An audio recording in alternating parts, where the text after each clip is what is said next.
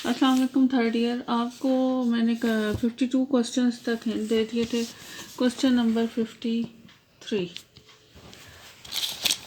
The contents of 2 urns are as follows. Urn A contain 3 red and 2 white ball. Urn A में कितनी है? Red है 3 और white है 2। और अर्न बी में कितनी है? 2 रेड एंड 5 वाइट। अब करना क्या है? An urn is selected at random and ball is drawn and put into the other urn. Then a ball is drawn from the second urn. Find the probability that the both balls drawn are of the same color. ठीक है।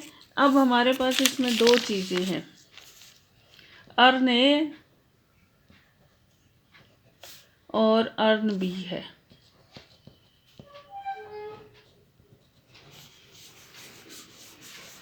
अब दोनों earns के select होने की probability जो है वो 1/2 है। अच्छा, आपने क्या करना है, ये भी चांस है कि अर्न ए में से आप वाइट बॉल सेलेक्ट करें। जब अर्न ए में से आप वाइट सेलेक्ट करते हैं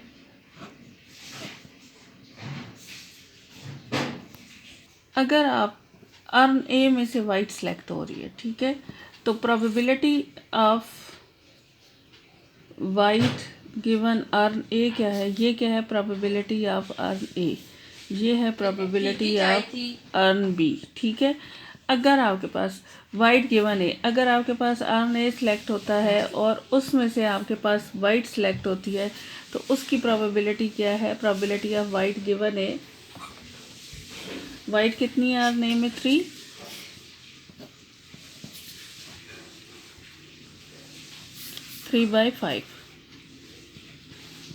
ठीक है। अब जब आपने एक बाल निकाली या आपको ये पता चली कि वो वाइट है, ठीक है, फर्स्ट वाइट बाल है।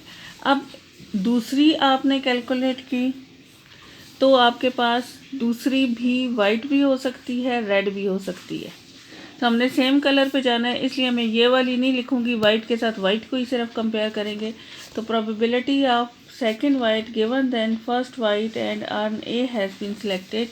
तो आपके अब ये कंडीशनल हम क्यों ले रहे हैं कि अर्न ए के सिलेक्ट होने से प्रोबेबिलिटी और है, बी के सिलेक्ट होने से और है। तो आपके पास white 2 given white 1 and urn A has been selected. अब क्या था, ये जो बाल आपने ली थी, ये बाल आपने इसमें डाली तो ये कितनी हो जाएंगी? वाइट 6/8, टोटल 6 हो जाएंगी। अब ये है कि पहली वाइट है दूसरी रेड है, इसको हमने क्योंकि सेम कलर का करना है इसलिए हम सिर्फ इस पे लेंगे। अच्छा, अब ये है कि probability of red given A, red 1 given A, ठीक है। अब ए में से रेड सेलेक्ट हो तो इसकी प्रोबेबिलिटी क्या है? 3/5। अच्छा, फिर वो दूसरी भी रेड हो सकती है और दूसरी वाइट भी हो सकती है, ठीक है। अब जहाँ रेड है तो हम अगली भी सेम कलर के लिए रेड की ही सिर्फ प्रोबेबिलिटी को देख रहे हैं। तो probability of red 2 given red 1 intersection urn A has been selected. अगर यहाँ से रेड सेलेक्ट हुई है, ठीक है, तो इधर आके भी रेड 3 हो जाएंगी, तो ये हो जाएगी प्रोबेबिलिटी 3/8। फिर है आपके पास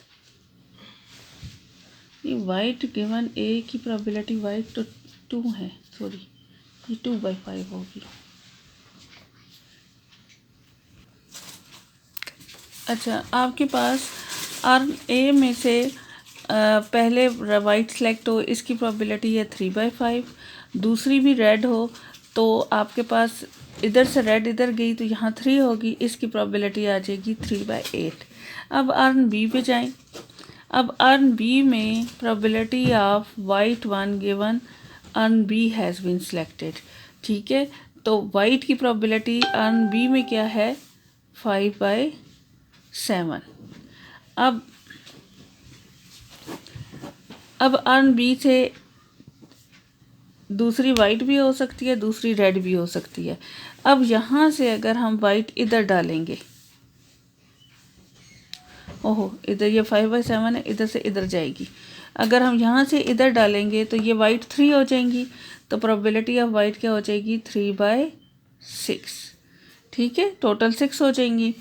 इसी तरह अर्न बी में से आपके पास मतलब इधर राइट रेड सेलेक्ट हो सकती है, तो probability of red given B, तो प्रोबेबिलिटी ऑफ रेड क्या है 2/7। अब यहाँ से probability of red 2 given red 1 intersection B.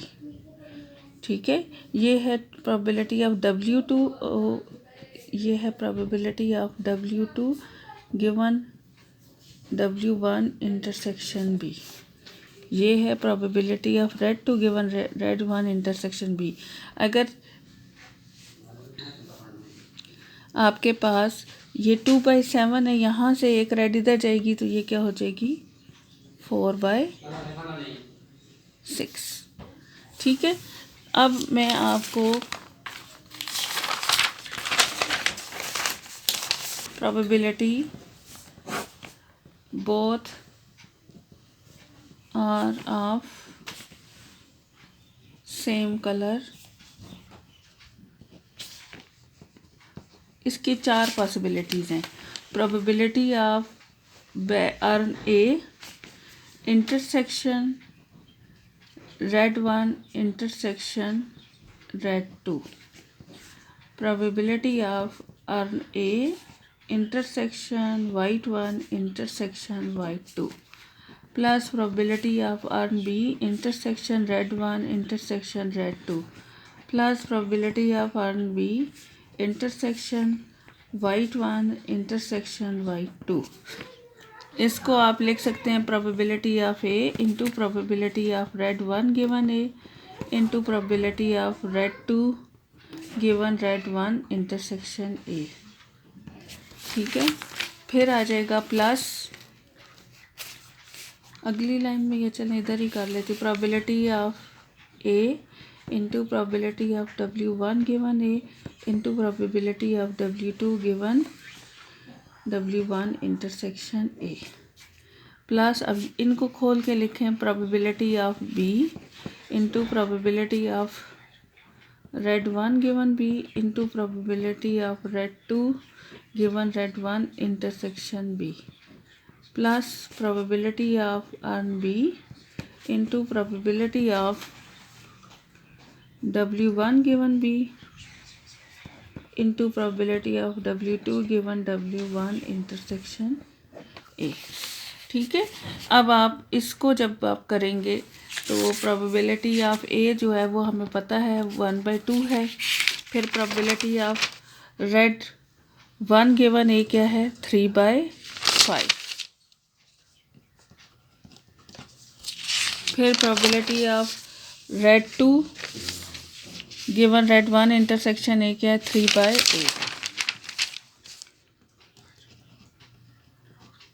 Plus इनको आप सारी प्रोबेबिलिटीज़ को यहाँ से पुट करेंगे तो आपके पास रिक्वायर्ड आंसर आ जाएगा। कितने टाइम की